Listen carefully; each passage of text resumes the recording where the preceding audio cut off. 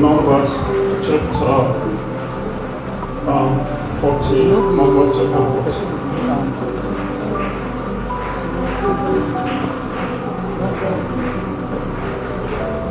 Alright, we read Numbers chapter 14. From number 1. And all the congregation lifted up their voice and cried, and the people wept that night. Gbogbo ìjọ sì gbé ohùn wọn sókè, wọ́n sì ké, àwọn ènìyàn náà sì sunkún ní òru náà. And all the children of Israel murmured against Moses and against Aaron. And the whole congregation said unto them, would God that we had died in this wilderness. Gbogbo àwọn ọmọ Israẹli sì ń kùn sí Mósè àti sí Árónì. Gbogbo ìjọ sì wí fún pé àwa ìbá kúkú ti kú ní ilẹ̀ Íjíbítì tàbí àwa ìbá kú ní aginjù. And wherefore hath the Lord brought us unto this land to fall by the sword, that our wives and our children should be a prey. Were it not better for us to return into Egypt? Nítorí kí ni Olúwa ṣe mú wa wá sí ilẹ̀ yìí láti ti pa idà ṣubú, àwọn aya wa àti àwọn ọmọ wa yóò sì di ìje, kò há sọ fún wa kí a padà lọ sí Íjíbítì. And they said one to another, let us make a captain and let us return into Egypt. Wọ́n sì wí fún ara wọn wípé ẹ jẹ́ kí a yan olórí kí a sì padà lọ sí ilẹ̀ Íjíbítì. The spirit of Egypt. Ẹ̀mí ti Íjíbítì. For sometimes now you'll be surprised if I give maybe more than 3 years I've been trying to talk about this particular topic. Láàrin ọdún méjì sí ìsìn ni mo ti gbìyànjú láti lè sọ ọ̀rọ̀ lórí ọ̀rọ̀ yìí. But every time I try to talk about it, the burden reduces. Ṣùgbọ́n ní gbogbo ìgbà tí mo bá gbìyànjú láti lè sọ eléyìí, ohun tó wà nínú ọkàn mi bẹ̀rẹ̀ sí ní lọlẹ̀. So when I train naturally I leave it. It means it's not the emphasis. Nípa kíkọ́ mi, mo ní láti fi kalẹ̀ nítorí pé lè sọ pé kò jẹ́ ohun tó nílò nísìn. I'm talking about it now, so emphasis has been added to it. Mo ń sọ ní ìsìn nítorí pé a ti fi àwọn nǹkan mìíràn kún. The spirit of Egypt. Ẹ̀mí ti Íjíbítì. Now what do I mean, or what do the Bible mean by the spirit of Egypt? Kí ni ìtumọ̀ rẹ̀ tàbí kí ni Bíbélì ní sọ nípa ohun tí a pè ní ẹ̀mí ti Íjíbítì? Because you are writing, let me try to explain. Nítorí pé bóyá tó bá ń kọ̀ọ̀kan kalẹ̀ jẹ́ kí n gbìyànjú láti lè ṣàlàyé rẹ̀. Let's say you went to a place, maybe you went to village. Bóyá o lọ sí ibì kan, bóyá ìlú. And you maybe intend to spend 7 days there. Bóyá o tẹ̀ fẹ́ lò bí ọjọ́ méjì ní ibẹ̀. You now begin to have strange dreams. Ó wá bẹ̀rẹ̀ sí ní àwọn àlá kan tó ṣàjòjì. Now, those strange dreams is because there are things around that area. Gbogbo àwọn àlá tó ṣàjòjì yìí ó túmọ̀ sí pé bóyá nǹkan kan wà tó ṣe wípé ó wà ní àgbègbè yẹn. Now, after 3 days, you pack and quickly run back. Lẹ́yìn ọjọ́ mẹ́ta, ó kó gbogbo ẹ̀rù lọ sá padà.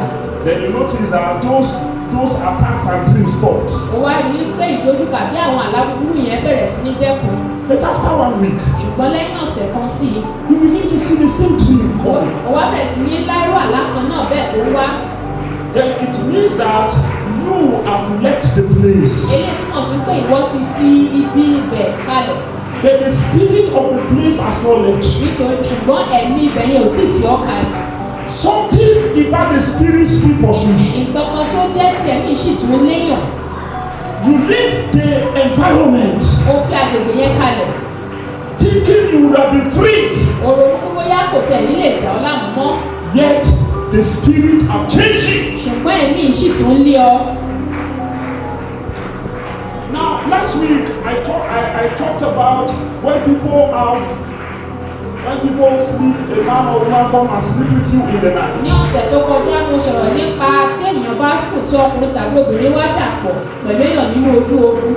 And I gave 3 steps to pack out those things out. Mo sì fún wa ní ọ̀nà mẹ́ta láti tẹ̀tí lè kúrò ní ọ̀nà yìí. Which I don't want to go into it now. Èyí tí mi ò ṣètò fẹ́ padà sínú rẹ̀ mọ́ nísìnyí. When you see that a person that experienced that thing for 10 years. Ìgbẹ́ ṣe wípé wọ́n la kíní ìkọjá fún odidi ọdún mẹ́wàá. It's not the same like the person who experienced it for 6 months. Mo ṣe bákan náà pẹ̀lú tó ń la kọjá bí oṣù mẹ́fà sísìn. Now I remember that last year a brother came and he said things were moving in his body. Mo rántí wípé arákùnrin kan wá ní ọdún tó kọjá wípé kankan rìn ní àgọ́ ara wọn. Which I perceived to be snake. Èyí tí mo sì rí bá bóyá ejò ní. That day I was high in the sea. He came on a good day. I Ní was high. ọjọ́ yìí mo kún fún ẹ̀mí, ó wá ní ọjọ́ tó dára. Now the anointing these things, we are still the same people. We still the same God. But you see, there is something about the anointing that makes it easier. Ìkọ̀kan wà nínú ìfàmìlóyún èyí ṣe wípé ó máa ń mú ohun jẹ́ ìrọ̀rùn. Bí ó ṣe wípé ènìyàn alára náà ṣì lè mú You get it easier. Ìwọ máa ń ní ní The person receiving it does not need to suffer ẹni much. tó ń bá yí gan kò ní láti la ohun kọjá púpọ̀. So I never had only like 5 minutes and prayed for him. Mo gbé ọwọ́ mi lé lórí bí ìṣẹ́jú márùn-ún mo gbàdúrà So fún un. just about to lift my hand, Wípé kí n gbé ọwọ́ mi kúrò ní ara rẹ̀. because he came out to tell me that he felt something entered him and flowed through his head. Nítorí mo padà wá sọ fún mi pé ó ní àmì kan ní ara rẹ̀ wípé kí nìyẹn jáde ó sì jáde kúrò látòrí rẹ̀. Sometimes that is the healing anointing. That is how we feel like water. Ìgbà mìíràn bí ìwòsàn tí ẹ̀mí mímọ́ ṣe máa ń rìn ló máa ń dàbí omi tó rìn lára ènìyàn. So he felt okay. Ó dára ara rẹ̀ dá. But after 1 week, Lẹ́yìn ọ̀sẹ̀ kan sí, he felt that the thing was still in its original place. ó wá rí pé kí ní ṣì wà níbi tó wà tẹ́lẹ̀tẹ́lẹ̀. Actually, the thing was resting in a particular place. Kíní yìí ó sinmi ní ibì kan tẹ́lẹ̀ ní. And he has been praying about it. Ó sì ti ń gbàdúrà nípa rẹ̀. So when the thing began to, he said 2 times he would have died. Nígbà tí kíní bẹ̀rẹ̀ sí ní tún sọ padà, ó ní ní ìgbà méjì ló yẹ kóun ti kú. So what the anointing did was to calm the movement. Ohun tí fàmúrò náà ń ṣe láti lè dá ẹ̀kún rírìn rẹ̀ lára rẹ̀ dúró. They noticed that the thing is still here. Ó wá mọ̀ wípé kíní ṣì wà ní àgọ́ ara rẹ̀ I síbẹ̀. said, okay, Jesus prayed and prayed again, so we'll pray Mo again. ní Jésù gbàdúrà, a ó tún gbàdúrà sí náà ni. Now after second prayer, the thing packed out. Nígbà àdúrà kejì kíní kúrò ní àgọ́ ara rẹ̀. Now I don't want to go through how he got that thing inside of his body because he was not born down. Mi ò fẹ́ lọ bó ṣe ní kíní ní àgọ́ ara rẹ̀. Now look at how easy that thing was packed out. Ẹ wò bí ó ṣe rọrùn pé kíní fi lè kúrò ní ara rẹ̀. So Moses decided to keep quiet and manage it for 10 years. Ó ló wá gbìyànjú láti lè dákẹ́ kó wá máa bẹ̀rẹ̀ sí ní wà ní ara rẹ̀ bóyá fún ọdún mẹ́wàá. Then we will be talking about fasting, both two of us. Àwa máa sọ̀rọ̀ nípa àwẹ̀ gbígbà àwa méjèèjì. So it becomes imperative that casting out those things earlier. Ó wá túmọ̀ sí pé ní lílé àwọn kinní wọ̀nyí jáde kúrò ní àkókò. Leaving them for a while. Wípé ká máa fi wọ́n kalẹ̀ fún ìgbà díẹ̀. There are serious consequences. Àwọn ohun tó léwu pọ̀ fún un. Now, have you ever talked to? You see, that is why sometimes I like praying for children. Ìgbà mìíràn ni mo fẹ́ láti máa gbàdúrà fún àwọn Because I ọmọdé. find that just to be in the presence of the presence of God, Wípé ká mọ̀ wà ní àwájú Olúwa nìkan. certain things can go by themselves. Àwọn kankan lè kúrò ní afúnrara wọn. So after praying for them, in case anything slip in the next month during anointing. Nígbà tí à ń gbàdúrà fún bóyá nǹkan yìí tẹ̀ wà níbẹ̀ tó ti ń sùn. So Bóyá just ní oṣù mìíràn just by láti ṣe even touching ìgbàlódé. them. Wípé ká tẹ̀ máa Just having them around, so wípé easy. wípé wọ́n tẹ̀ wà ní àgbègbè wa gan ó dára. Now, have you ever tell your children don't follow that bad friend? Don't follow that Ṣó bad tiẹ̀ ti sọ fún ọmọ rẹ rí wípé kó má ṣe tẹ̀lé ọ̀rẹ́ búburú ni. And you see, I'm still trying to describe the spirit of Egypt. That's what I'm still doing. Mò ń gbìyànjú láti lè fún wa ní àpẹẹrẹ ohun tí ẹ̀mí Íjíbítì yìí jẹ́. And your child decided, okay, daddy, mommy, I will not, he refused to follow. Ọmọ rẹ wá sọ wípé òun ti gbọ́ òun ò ní tẹ̀lé. But the friends, Ṣùgbọ́n ọ̀rẹ́ wọ̀nyí they are calling. wọ́n ń pè é. You won't attend this party. O ò ní darapọ̀ mọ́ pàtí yìí. They are calling. Wọ́n They pè are é. calling. Wọ́n pè Because that é. was how the leader did. She keep pressing. Nídẹ̀ tí àṣẹṣe lélẹ̀ ó Until bẹ̀rẹ̀ sí ní something break bèrè. up. Títí dìgbà tí Sámsónì tó ń dá lóhùn. Anyone can break with consistency. Pẹ̀lú wípé ohun tẹ́nìyàn ń ṣe lemọ́lemọ́. Now you see, you have dealt with one aspect of the issue. o ti lè bá apá kan wí nínú ọ̀rọ̀ yìí. Because he has left the bad friends. Nítorí pé ó ti fi àwọn ọ̀rẹ́ búburú wọ̀nyí But the bad friends has not left you. ṣùgbọ́n àwọn ọ̀rẹ́ búburú wọ̀nyí gan wọn tẹ̀ tí wàá So fi they keep coming, they keep wọ́n coming. bẹ̀rẹ̀ sí ní wọ́n wá. I can tell you something a little I know about these spirits. Mo lè sọ fún ìníwọ̀nba èyí tí mo mọ̀ nípa ti ẹ̀mí. They never relent. They never Wọ́n ní relent. sinmi. They will keep coming. They Wọ́n will bẹ̀rẹ̀ sí keep ní máa coming. wá wọ́n máa wá ní. Until you are able to make a statement in the spirit Ìgbà tí wọ́n bá tó lè gbé ohùn kan jáde nínú tí that I am not part of you, wípé mi ò jára or yín I'm no longer part of you. tàbí mi ò darapọ̀ mọ́ yín mọ́. Even with that, Pẹ̀lú eléyìí gan pẹ̀lú. they will keep pressing. Wọ́n á sì Keep tún máa wá pressing. wọ́n á bẹ̀rẹ̀ sí ní máa wá sí i. I want us to make statement this morning Mo fẹ́ kí a sọ ọ̀rọ̀ kan ní òwúrọ̀ yìí. that every spirit that chases us, Wípé gbogbo ẹ̀mí tó ń lé wa. you see, somebody can sleep here, all he's doing is fornication. Ènìyàn lè máa sùn káàkiri ohun gbogbo tó ń ṣe ní àgbèrè. Then he got married, Ó wá gbé aya báwò ní ọ̀sán lóru. and for a while he's satisfied with his young Fún wife. ìgbà kan rí inú rẹ̀ dùn pẹ̀lú aya rẹ̀ tó ṣẹ̀ fẹ́. Then suddenly, Ní kété the spirit of Egypt. ẹ̀mí tí Íjíbítì yìí. He has left the tilo, Ó ti fi eléyìí kalẹ̀ o. but the spirit of Egypt has come. Ṣùgbọ́n ẹ̀mí tí Íjíbítì tún ti padà wá. Initially, the thing was fornication. Tẹ́lẹ̀tẹ́lẹ̀ kí ni jẹ́ ohun àgbèrè. The thing has come back. It has progressed to what we call adultery. Eléyìí tuntun wá di ohun tí à ń pè ní panṣágà. To bring them back Láti lè wá mú ẹnì yìí padà. to that which the person said delivered. Ìpè tí ẹnì ti sọ pé bóyá òun tẹ̀sí ní ìtúsílẹ̀ The tẹ́lẹ̀. aim is to reverse the Ohun tó ní láti ṣe ni láti lè padà lọ sí ìlú. that even when the person is delivered for 10 Pé years, tàbá tẹ̀sí bẹ́ẹ̀ni ńlá láti ọdún mẹ́wàá sẹ́yìn. he can wake up one day Ó sì tún tají ní ọjọ́ and kan. change the person and return the person. Ó sì tún bá ẹni yìí ó sì tún mú padà wá. That's when you hear that people are born again, they must Ìgbà lie. yìí wàá gbọ́ pé ènìyàn jẹ́ àtúbí tó sì tún padà sẹ́yìn. People were serving God before they can no longer serve. Àwọn ènìyàn tó ti ń sin Ọlọ́run tẹ́lẹ̀tẹ́lẹ̀ tí wọ́n lè sin Ọlọ́run mọ́. People have fire power, they don't know fire Àwọn power. ìtọ́jú pé wọ́n ní inú agbára ṣùgbọ́n ní ìsìn wọn ní agbára iná mọ́. Something worse than when they were not born again has captured. Ìwọ́n tó tẹ̀ wá burú jù nígbà tí wọ́n tí ì di àtúbí kan tẹ̀ tí wá fún wọn. So the children of Israel have left Egypt. Àwọn ọmọ Ísírẹ́lì ti fi ilẹ̀ Íjíbítì kalẹ̀. They left the geographical location of Egypt. Wọ́n ti fi àwọn agbègbè tí ilẹ̀ Íjíbítì yìí kalẹ̀. But the spirit said, Allah, Ṣùgbọ́n èmi sọ wípé irọ́ ni. you go, I go. Tó bá lọ àjọ lọ ni. Where you stay, I stay. Ibi tó bá gbé náà ni màá gbé. So Egypt was no longer following them, but the spirit of Egypt was following them. Íjíbítì ò tẹ̀lé wọn mọ́ ṣùgbọ́n ẹ̀mí tí Íjíbítì ló ń tẹ̀lé wọn. There is only one aim that spirit was following them. Ìdí kan wà tí ẹ̀mí fi ń tẹ̀lé wọn kiri. To reverse them back to Egypt. Láti lè dá wọn padà lọ sí ilẹ̀ Íjíbítì. So even after they left, Bó tẹ̀ ṣe wípé wọ́n kúrò. they keep talking about Egypt. Wọ́n bẹ̀rẹ̀ sí ní sọ nípa Íjíbítì. They keep making references to Wọ́n bẹ̀rẹ̀ sí ní Egypt. sọ̀rọ̀ nípa Íjíbítì ní Any gbogbo ìgbà. spot in Egypt, any spot in Egypt, any spot in Egypt. Kékeré kan ilẹ̀ Íjíbítì. After 20 years of marriage, Lẹ́yìn 20 ọdún ìgbéyàwó, the woman said that she cannot sleep with her husband until she remember her boyfriend of 20 obìnrin kan years. sọ wípé òun ò lè bọ́kọ ní ìdàpọ̀ dìgbà tóun bá tó rántí ọ̀rẹ́ abánidẹ́ṣẹ̀ rẹ̀ 20 ọdún sẹ́yìn. So if she doesn't remember the boyfriend of 20 years Tí ago, ọ̀gá wa rántí ọ̀rẹ́ abánidẹ́ṣẹ̀ 20 ọdún sẹ́yìn yìí, no matter what happens there, you will not be able to sleep kò with sí her. ohun tó She bá will not be ṣe able to sleep with her níbẹ̀, kò ní husband. lè bá ọkọ rẹ̀ dàpọ̀. Now these are the kind of things that trouble people, Irú àwọn kan wọ̀nyí tó máa ń dá àwọn èèyàn láàmú rèé. that pursue people. Èyí tó máa ń lé àwọn ènìyàn. And I can tell you a little that destroy families. Mo lè sọ fún wọn kékeré nínú èyí tó lè ba ẹbí Even jẹ́. ministers married, you will hear that I'm no longer happy. Àwọn ìránṣẹ́ Ọlọ́run gan nínú ìgbéyàwó gan wá sọ fún wọn pé inú The spirit of Egypt, ẹ̀mí ti Íjíbítì. that even though you have left me, Èyí tó ṣe wípé bóyá ó tẹ̀sí lè fi. me, I never leave you. Èmi fúnra mi ò tí ì fi ọ́ kalẹ̀. The chain is not yet broken. Wípé àti ìjà àjàgbá yìí. Because as long as they are coming after you, coming after you, coming Ẹgbẹ́ after níwọ̀n you, ìgbà tó bá sì tún tẹ̀lé ọ tó ń lé ọ. there is tendency that one day you may be caught. Kọ̀ọ̀kan wà tí ṣe wípé ọjọ́ kan pọ̀ tí yóò rí ọmú. Let's flip back to Numbers 11. Ẹ jẹ́ ká ka ìwé Númérì kan náà ẹsẹ̀ 11, orí 11.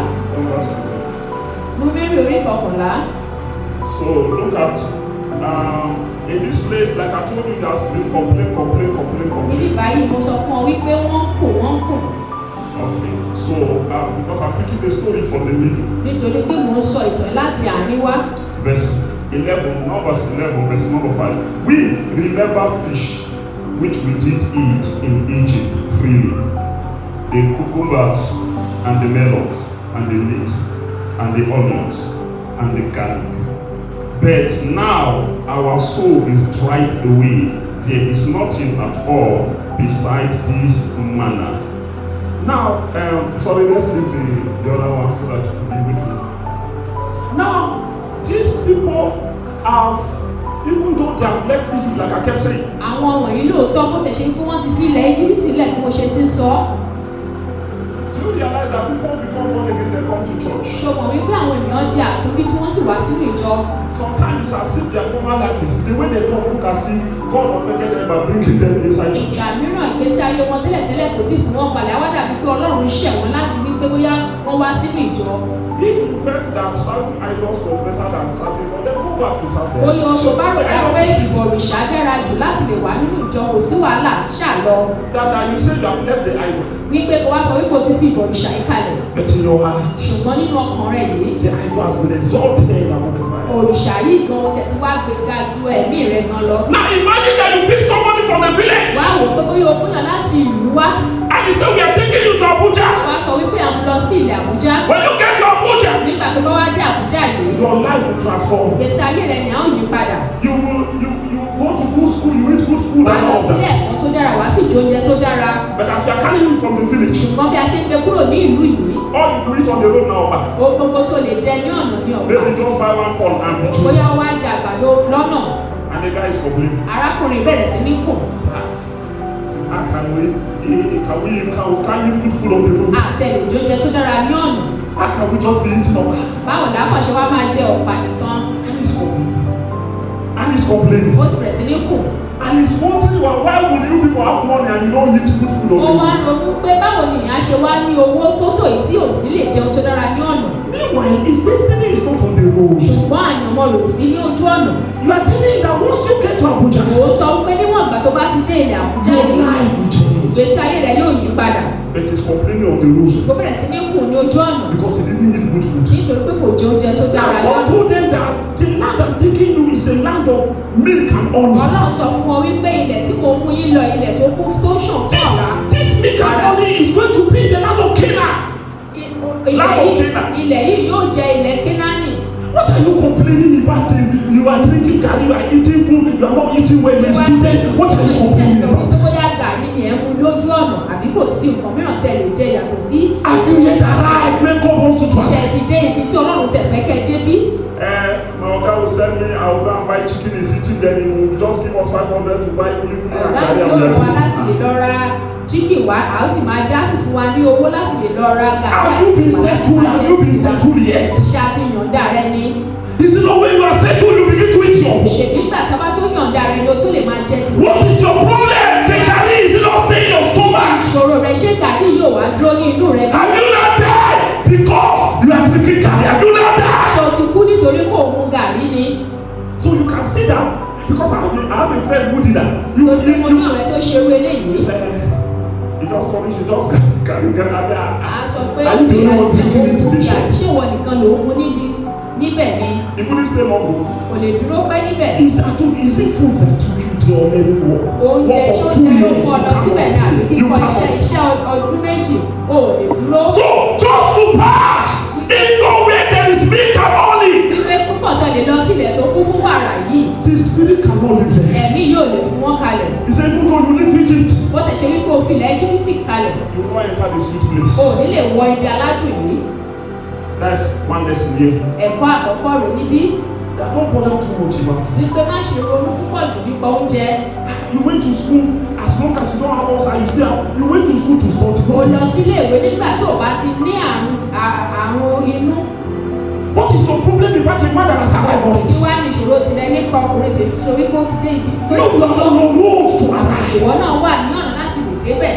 Why did you allow yourself to be entangled with what Nítorí does tó not kọ́ concern agbára rẹ láti lè sopọ̀ mọ́ ohun tó ṣe pé kò kàn yìí. you? So we can get entangled about things that we are just passing them A by. lè sopọ̀ pẹ̀lú nǹkan tó yẹ wípé bóyá ó kàn ń là wá kọjá. Don't take temporary enjoyment to kill your Má ṣe jẹ́ kí ìgbádùn tí ò ní pẹ́ láti lè wá ba ìgbádùn ayérayé jẹ́. Today, because of temporary enjoyment, ṣe jẹ́ kí ìgbádùn ìsinsìnyí again your permanent blessing. ó wá gba ìbùkún ayérayé jẹ́. Second lesson here. Ẹ̀kọ́ kejì níbí. You say, yeah, we remember Ghana, we remember onions. Ó ní àrántí àwọn oúnjẹ wọ̀nyí tí a máa ń jẹ ní ilẹ̀ Íjíbítì. Only dry bread. Ṣùgbọ́n ní ìgbà yìí búrẹ́dì tí ó gbẹ. So you remember the good food you eat in Egypt. Ó wá rántí àwọn oúnjẹ tó dára yìí tó ń jẹ ní ilẹ̀ Íjíbítì. So but you forget the bondage you are. Ṣùgbọ́n ó gbàgbé nípa àmọ́ yìí tó wà. So you quickly forget the bondage you are in. Ó wá tètè gbàgbé ohun ìnira bí àhámọ́ tó wà ní ilẹ̀ Íjíbítì. These guys were the one in bondage. Àwọn arákùnrin wọ̀nyí ni wọ́n wà ní inú àhámọ́ yìí. God is on his own. Ọlọ́run wà ní àyè tirẹ̀. Then they cry out, save us, save us. Wọ́n sì sunkún wípé gbà wá gbà wá. Then all those food were there when they were crying, save us, save Àwọn us. ìwọ̀nyí wà níbẹ̀ nígbà tí wọ́n pariwo wípé gbà wá gbà wá. He said, we remember the onions we are eating. Wọ́n wá ní àwa rántí àwọn àlùbọ́sà yìí tí à ń jẹ. So you want to go back to slavery because of Wọ́n wá onions. fẹ́ padà lọ sínú ìdè àbí ìgbèkùn nítorí àlùbọ́sà. You want to go back to bondage because of garlic. Ó fẹ́ lọ sí inú ìdè nítorí àwọn àpàlà bíbàrẹ̀. You want to go back because of meat. Ó fẹ́ padà nítorí àwọn ẹran àbí. So you no longer care. It's like saying that Nigeria should go back before we got it. Let the Oyinbo come. You see, we are suffering. The Oyinbo come Wọ́n sọ back. wípé kí Nàìjíríà padà sí bí bó ṣe wà tẹ́lẹ̀tẹ́lẹ̀. If the Oyinbo come back and take over Tí again, àwọn òyìnbó ìbá tún wá padà wá láti lè wá ṣe ìjọba. most of the rubbish we are seeing, they will clear them. Oríṣiríṣi àwọn nǹkan tí à ń ṣe gbogbo ẹ̀ wọ́n á And we will enjoy life to some extent. A ó sì gbádùn ayé ìdé ìgbà kan. But in enjoying that life, Ṣùgbọ́n ní wípé à ń gbádùn ìlú pẹ̀lú. you also enjoy bondage. Wà á máa tún gbádùn ìnira yìí. There was a reason why people cry for independence. Ìdí kan wà táwọn ènìyàn fi ń gbà fún òmìnira gbàdúrà. For after many years, Fún ọ̀pọ̀lọpọ̀ ọdún, he said, let the Oyinbo come back. ó ní kí àwọn òyìnbó padà wá. At least that time we will not buy like 60,000. Nígbà yẹn àwọn tẹ̀lé máa ra ìrẹsì ní ọ̀wọ́ Yes, báyìí. if they come back, you may buy rice for Wọ́n 25,000. bá padà wá tí a bá ń ra ìrẹsì ní owó kékeré. But the concocted bondage will be inside. Ṣùgbọ́n àwọn ìhámọ́ ńlá yìí tó ṣe wípé ènìyàn yóò gbà Then you yóò will hàn wá. know, you will now know why your fathers cried for Wà wá mọ independence. ìdí tí àwọn bàbá wa fi gbàdúrà fún òmìnira. You want to go back to Ó Egypt fẹ́ padà lọ sí ilẹ̀ Íjíbítì because of food? nítorí oúnjẹ. I can't understand. Kò lè yé mi. How many people have been trapped Ọ̀pọ̀lọpọ̀ ènìyàn láti mú into their past nínú ohun tí ẹ̀mí wọn for which you know the test? fún ohun tí ò ní ìtumọ̀. How many people have been trapped? Ọ̀pọ̀lọpọ̀ ènìyàn láti mú. A man of God, he was ministering, he carried an handkerchief and Ìránṣẹ́ put it in the head Ọlọ́run ó of the ṣe guy. wàásù ó sì mú aṣọ ìpele kan ó sì fi sórí arákùnrin kan. He said, the whole world will hear your Ó voice. ní gbogbo orílẹ̀-èdè ni yóò gbóhùn rẹ. The whole world is hearing his voice. Gbogbo orílẹ̀-èdè náà ló sì tún gbóhùn rẹ lóòótọ́ My ní. pastor was married, was having some delay for some time. Ìránṣẹ́ Ọlọ́run mi kan ní ìyàwó tí ò sì tètè rí. This same man of God came and prophesied, Arákùnrin ìbọ́ta ó sì sọ àsọtẹ́lẹ̀. and the yoke was broken. Ìdè sì já. I can count miracles. Wọ́n lè sọ àwọn iṣẹ́ ìyanu. But he went and slept with a woman that has been his girlfriend for many years. Ṣùgbọ́n ó lọ bá obìnrin abánidẹ́ṣẹ̀ rẹ̀ ní ọdún tó ti pẹ́ ó sì tún lọ bá a sùn. The other guy was in his meeting. Ní ọjọ́ kan mo wà nínú ìpàdé rẹ̀. All he was saying, Ohun gbogbo tó ń sọ take it. gbà gbà gbà gbà From beginning to the end. láti ìbẹ̀rẹ̀ sí yóò gbà gbà gbà. And those younger ones that did not know the way. Àwọn ọ̀dọ́ wọ̀nyí tí wọ́n mọ bí ó ṣe rí tẹ́lẹ̀tẹ́lẹ̀. When they now finish, he said, let people have been blessed. Don't play. Nígbà tó wá parí tí wọ́n sọ wípé iṣẹ́ ti di alákòókò fún 5,000.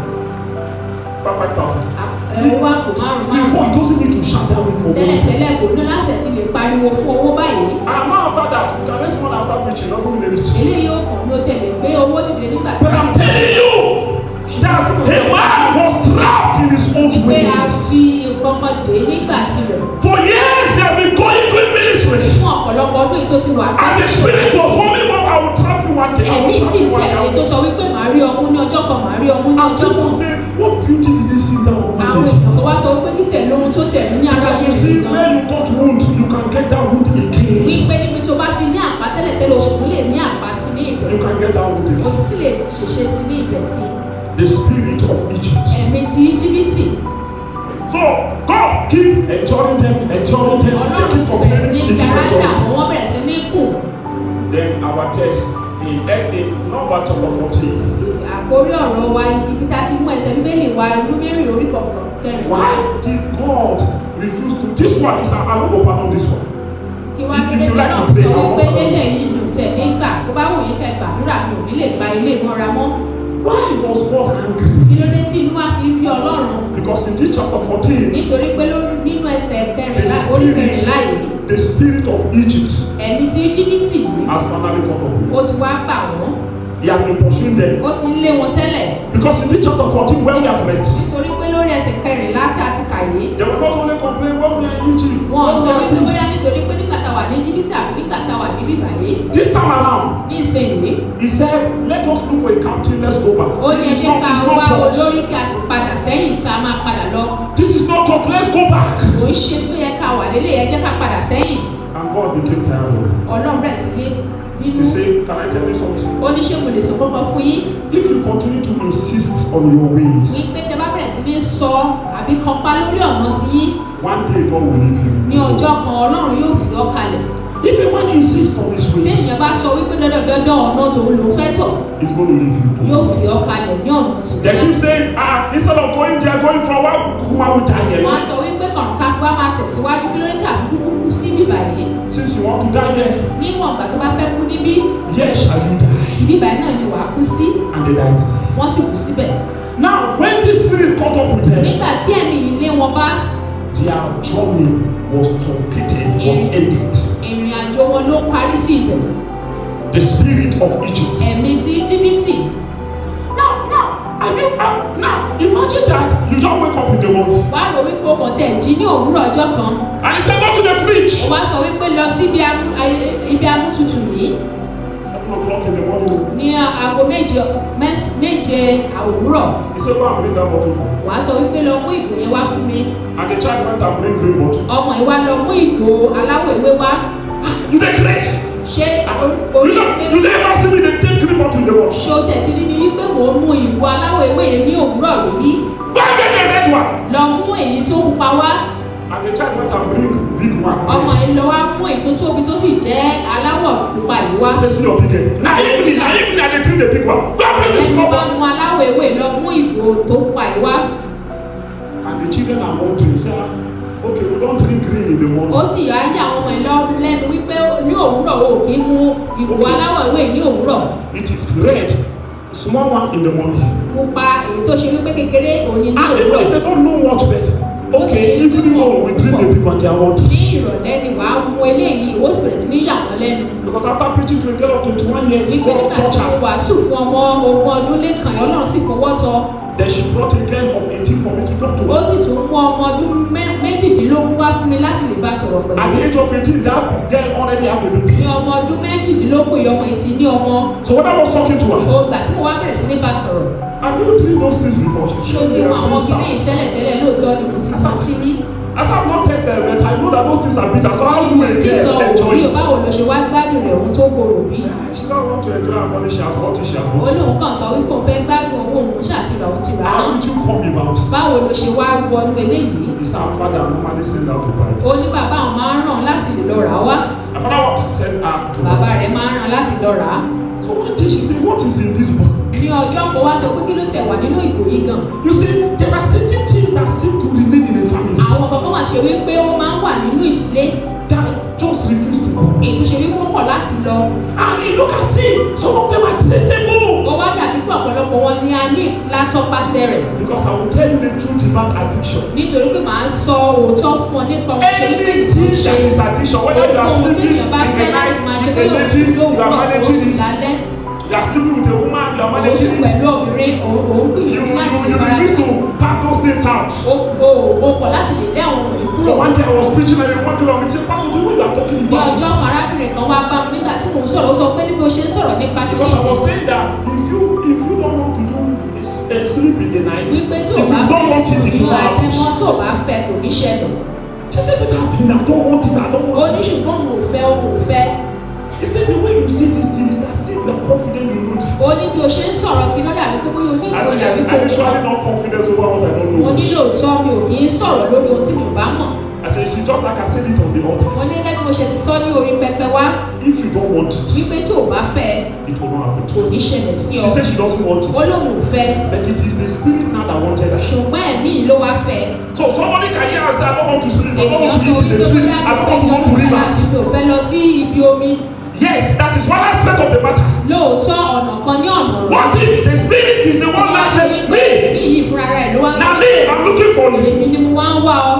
Then you now see that you need intelligence to try those things out. Ìfẹ́ o nílò ọgbọ́n kan láti lè dá àwọn kìíní wọ̀nyí jáde. And those things can be driven Àwọn out. kìíní sì tún lè kúrò. But the people of God are not serious enough. Wọ́n mọ tí wọ́n yẹ kí wọ́n ṣe tó. Now if you expect that kind of thing for 10 years, Tó bá ń la àwọn kìíní ìkọjá bóyá fún ọdún mẹ́wàá. there is all likelihood Bóyá ọ̀nà kan wà bóyá. that one of your children will catch up with that. Kan lára àwọn ọmọ rẹ̀ náà lè gbérú kìíní. The same thing with smoking, drinking, and all of that. Bákan náà, àwọn ọmọ yìí tà ń ṣe. If you are addicted to it and you do it for long, Bóyá tó bá fẹ́ kìíní tó fẹ́ràn láti máa ṣe ojú tó ti it's ṣe going ọ̀pọ̀lọpọ̀ ọdún. to be part of the inheritance Àwa wà lára àwọn ogún ìní. that they will collect from you. Èṣe pé wọ́n á gbà lọ́wọ́ rẹ̀. So if you do not attack that addiction, Tí ìwọ kò bá dojú kọ nǹkan tó you fẹ́ràn will be láti so máa ṣe. surprised right before your eyes. Ìjà ọ̀lẹ́nu ní ojú rẹ̀ gangan. See your children coming up with that character. Èyí tó rí àwọn ọmọ rẹ̀ náà tí wọ́n ń rú And sometimes they can take it to another level. Ìgbà mìíràn wọ́n tẹ̀lé mú tí wọ́n lọ. So which means that the thing is increasing. Èdè tí wọ́n ṣe pé kí ní ìbẹ̀rẹ̀ sí ní pọ̀ sí. Any form of addiction you are going through, Nǹkan kan tó ṣe wípé o fẹ́ràn tó ṣe wípé òun ṣe. and you leave it, it lasted for like 10 Èyí years. tó sì kalẹ̀ tó sì wà pẹ̀lú rẹ̀ fún You will be ọdún so mẹ́wàá. surprised that even when you stop that, Ayé ọ̀lẹ́nu kan wípé nígbà tí wọ́n bá sọ wípé ò ṣe kíní you will ìmọ̀. be so surprised that it will be part of the blood, part of the blood inheritance. Àwa jẹ́ ara You orí see, ní I don't ọtí. have time to explain all of this. Yóò ní àyè So láti lè that ṣàlàyé àwọn you will kíní. not think with your just picking Mo má things. lọ bá pé bóyá akọ̀tẹ̀ ń kó àwọn nǹkan jọ. Some of it may not be all, but some of Ó lè these má jẹ́ people gbogbo ẹ̀ ṣùgbọ́n pa àwọn ohun ọba lára àwọn ọmọ wọn á rí. some are congratulated, they never smoke before their Ìmí children. No matter ìwọ̀n what. fún oríire wọn tí fa So ọ̀rí níwájú they say this character I know is bad and they left it Ìwà to yìí them. wọ́n mọ̀ wípé kò dára ṣùgbọ́n wọ́n fi kalẹ̀ fara The children never know say the papa dey drink. àwọn ọmọ wọn kò tẹ̀ mú pé bàbá wọn mú nǹkan.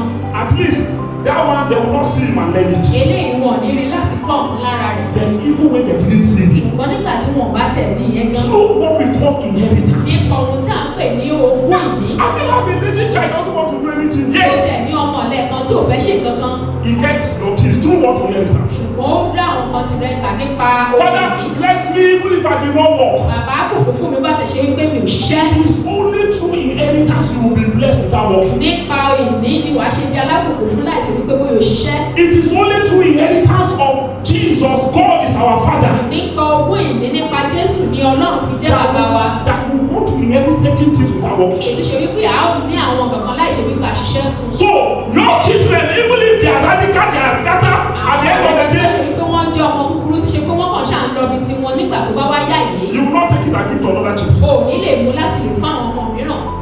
You see, they didn't achieve that thing because they were good children. Wọn ò rí kíní ìgbà nítorí pé bóyá wọ́n jẹ́ ọmọ tó dára. They didn't achieve it because they were obedient. Wọn ò rí ìgbà nítorí pé bóyá wọ́n gbọ́ràn. They achieved it because of inheritance. Wọ́n rí ìgbà nítorí pé ó jẹ́ ohun ìní tí That is how some spirit are going to be passed. báyìí ni àwọn ẹ̀mí ìrìn wọ̀nyí ni a ó ṣe fi. So, as I say, achieving something by saying this spirit never relent. They Mo never sọ stop. ilé They ìwé must tí enter àwọn another ìrìn wọ̀nyí generation. wọ́n ń dákun wọ́n á tún wọ ìran mìíràn lọ. So you can come up and say liberty.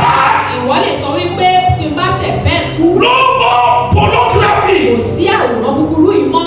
Liberty. Bí n bá kú. No more, what do they call it? Marry 2 wives, marry 3 wives. In village with my father. Mẹ́ta ó parí pẹ̀lú bàbá mi. And it does not come down. Kò sì tún padà wá sílẹ̀ mọ́.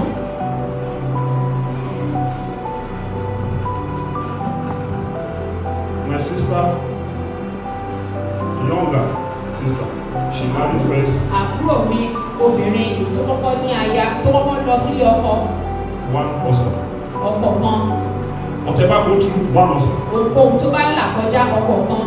Another one married, one husband. Ìkejì náà ní ọkọ kan. That one had difficulties in marriage, but finally she married one husband. Eléyìí ní tó tẹ̀ ní ìdààmú wípé ó fẹ́ ní ọkọ ṣùgbọ́n ó ṣà ní ọkọ kan náà ni. Then my brother married. Arákùnrin mi ẹ̀gbọ́n mi náà ní aya.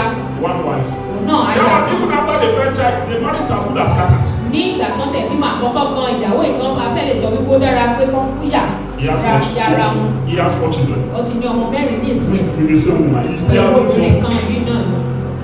one wife. Aya kan. My sister came up again. Arábìnrin mi náà tún dìde. She married. Òun náà ní ọkọ. One husband. Ọkọ kan. Then I think I came in. Yorùbá èmi náà wọ bẹ̀ wá. One wife. Aya kan. My brother came in. Arákùnrin mi náà àbúrò mi. One wife. Aya kan. Then again I grew up stay with her. She also came up. Èyí tó ṣe wípé ó gbé pẹ̀lú wa náà. Òun náà fẹ́ ní ọkọ. One husband. Ọkọ kan. It is only one of us. Nǹkan lára wa nìkan ṣe. She has not entered second room. Èyí tí ò tẹ̀ tí wọ ìkejì. But after giving birth. Ṣùgbọ́n nígbà tí wọ́n ti tó In bímọ. fact, he took the mercy of God. She ran mad. Ó tẹ̀ gba àánú tí Ọlọ́run ti ṣe kó tẹ̀ There was fẹ́ so kó many dárò. stories that her husband wanted to use her for money. Ọ̀pọ̀lọpọ̀ ìtàn ló wà wípé bóyá ọkọ rẹ̀ tẹ̀ fẹ́ lò fún òògùn owó. That one is divorced. Eléyìí náà kò sí ilé ọkọ báyìí. And she has not married. Ṣùgbọ́n kò tí ì ní ọkọ. You can decide. Ó lè gbìyànjú. That is the dice with you. Wípé kìíní ìtẹ̀kú pẹ̀lú ìwọ nìkan. If you don't kill it, Tí wọ́n fúnra rẹ̀ ò bá pa á, it will go to another á generation. tún lọ sí ìran mìíràn. And sometimes what you have, your children don't have. Ìgbà mìíràn ohun tó ní táwọn ọmọ rẹ̀ ò ní yẹn. That small when you know God, you can trap it. Ọ̀nà kékeré yìí tó ṣe wípé o gbà mọ́ Ọlọ́run gan. But they come up, they didn't even know Wọ́n God. wá dàgbà pé wọ́n tẹ̀ wá mọ́ Ọlọ́run. Didn't you see when people did bad things, they cry, they cry. Ṣòro nígbà tí ènìyàn bá ṣe ohun tó dára tí wọ́n á sunkún. And God said, okay, Ọlọ́run I will visit your children. Màá sì bí àwọn ọmọ rẹ wò. None of the children is mentioned. Kò sí kankan nínú àwọn ọmọ yìí tí a But sọ you see, nípa wọn. that one, somebody was inheriting that portion. It's Ẹ̀sìn angry. gbọ́dọ̀ jogún ohun ìní yìí. So the team will be angry looking for all the any of the children that Èyí yóò wà fulfill the nílẹ̀ law. tá sì máa wá ọba àwọn ṣe pé wọ́n á ṣe lànà sí òfin yìí. And the darkness will come up. The darkness will come up. Òkùn yóò wá bà lórí ẹni mi. I told my wife that what they call pornography, What's as I that? go into it, I've never, even for 1 minute, I've never. Mo sọ fún aya mi wípé mo mọ ohun tí à ń pè ní àwòrán búburú yìí ṣùgbọ́n fún ìṣẹ́jú kan mi ò wórí. One day I teach you, one second, I say, do some job, and I say, I didn't do Mo job. sùn mọ́ wàásù ṣùgbọ́n arábìnrin kan sọ wípé ó dà pé mo ti ṣe ohun tí ò darí sẹ́yìn mo ní It's rákò my bẹ́ẹ̀. knowledge of biology Ó dàbí pé ọgbọ́n ti biology with the work of God that we have pẹ̀lú been iṣẹ́ doing Ọlọ́run tí a together. ti ń ṣe tí a I ṣe should have some papọ̀. of this knowledge. Èyí tó fún wa ní àwọn òde ohun tí à ń lò. I don't even today, even if I catch any young person, he say, I will break it, I will not go and put it and see. Since it is pornography, I know what looks like inside. I will not even try to Mo look mọ at it. ohun tí ó jẹ́. Many marriages are destroyed today. Ọ̀pọ̀lọpọ̀ ìgbéyàwó ni ó ti Because dàrú ní when òní. you watch those nonsense, Nítorí pé nígbà tí a bá ń wọ àwọn nǹkan búburú wà. and maybe the girl you marry, Bóyá ọmọbìnrin tó wá gbé sílé. all her life it is church you know. Gbogbo ìgbésí ayé rẹ̀ ìjọ. Then you are not expecting her to do those Egyptian. Kò wá retí wípé kó máa ṣe àwọn ohun tí Íjíbítì yẹn. Or you marry a girl that has slept with a dog. Àbí o tẹ̀ fẹ́ obìnrin tó ṣe wípé ó ti bá ajá sùn mí. When I preach about this thing, two Nígbà tí wá wà pastors sùn meet me in a nípa place. nígbà tí bá sọ̀rọ̀ nípa eléyìí ìránṣẹ́ Ọlọ́run méjì kan lè pa And nínú call ọ̀rọ̀. the names of two places in Wọ́n á Lagos. sì gbé orúkọ méjì ní ìlú Èkó. That already women go there and they sleep with dog. In fact, they Wípé are àwọn telling you that you obìnrin don't know. síbẹ̀ tí ajá sì máa ń bá wọn sùn wọ́n tẹ̀sán kan tí mi ò. That those dogs, Wípé àwọn ajá wọ̀nyí they drop there. wọ́n máa ń fún wọn ní ìkànnì. All kinds of Egyptian lifestyle. Ọ̀pọ̀lọpọ̀ ìgbésí ayé Íjíbítì tó ti ṣe wípé ó ti bá All kinds of darkness. ọ̀pọ̀lọpọ̀